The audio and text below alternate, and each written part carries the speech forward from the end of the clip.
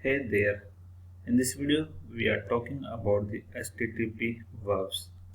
The primary and most commonly used HTTP methods are get, put, post, delete and patch.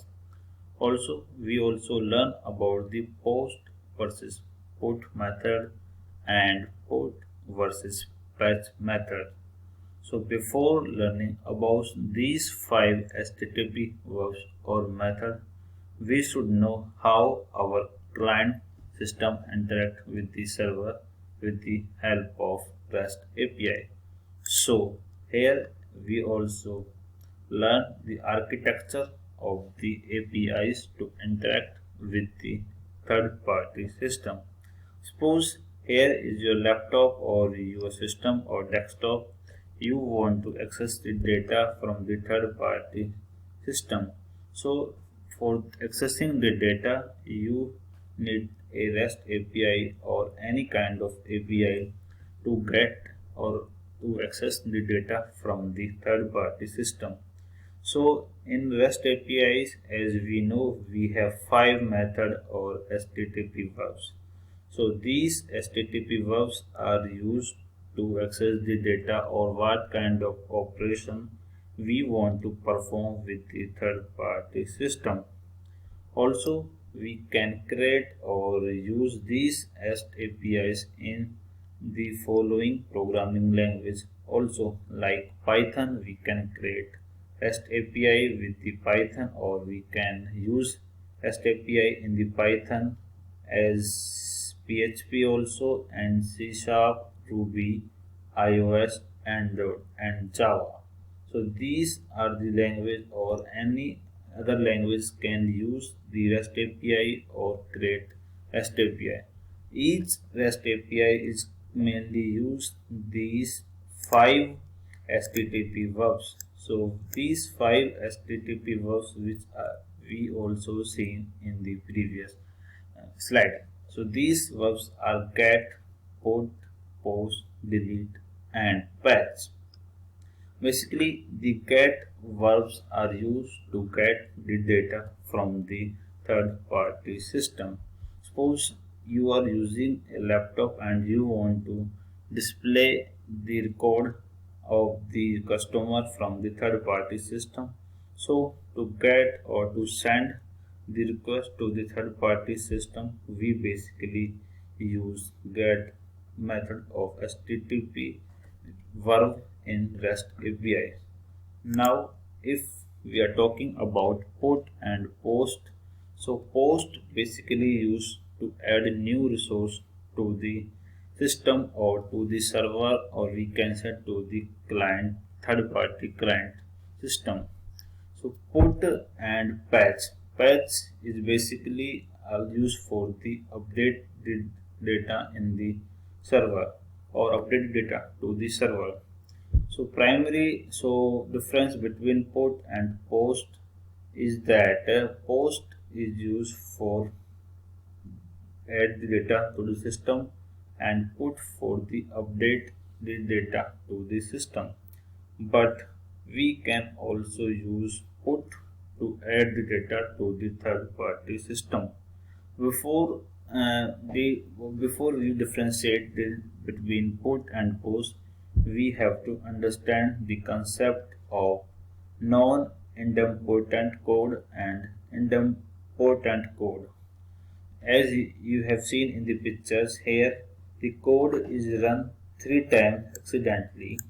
So in case of code independent, when the code run first time, it submit the payout of $100 to the third party system. And second time, it also save this payout of $100 into the system. Same in case of third time. So in non-independent code case, the code is run simultaneously and we get or we add or our amount is added to the client system. But in case of idempotent code, when code run first time, the payout is submit payout of $100 to submit to the client system. but when the code in second time, then it will not add the payout of $100 to the client system. Same in case of third, when code run third time. So means as we have to conclude that in case of non-independent code, it is not safe. Means these requests are not safe, and independent code requests are safe because it run only one time. So here we have a demo, or we can say we have a syntax of code. Here if we are passing value of x in request to the server, then we get a response like that customer/1. If the value of x is 11, and then we will get in response customer/2. So we can say that as the value of x is increased, and in the response we get a new response every time, because the value of response is always changed. So this is non-independent code or non-independent condition, because the value of response is changed every time. Here the x is 10, and we are sent to the server, or we are sent to the server in request of client, then we get the customer in response. When x value is 11 and we are again sending to the server, then we get same response as we get in case of x is equal to 10. So this is an idempotent code, means we always get the same response as we send the request to the server. So non-important code is used in case of post. When we post data to the server, we get a new response every time. Independent code is used in case of put. So this condition is met if you are sending a data to the servers and you get a same response every time, then this is used in case of put. So this is put. So this will be put and put condition, and this will be post. This will be post. So here the point to remember is that both put and post are used to add new resource to the server or to the third party system.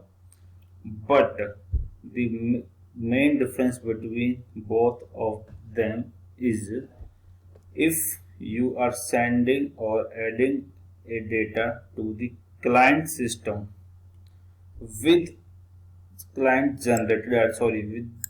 with the server or third party system with client generated ID. So in this case we use put. If you are updating a resource to the client or to the third party system, we also use put. And if you are adding a new resource, then in this case we are use post.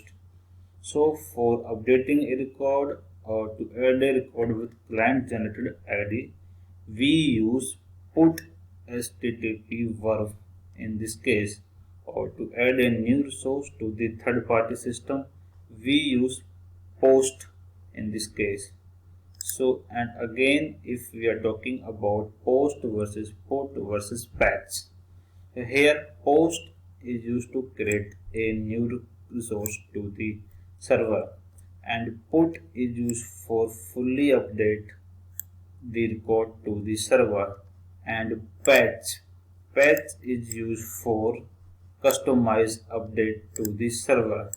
Here we have a resource like http/customers, and here is our request. Suppose if you are using put, then your request body will be like that. If you are using patch, your body will be like that, because you can customize update to the third party system. So thank you guys. Thank you. If you like video, please subscribe our channel and share video with your friends.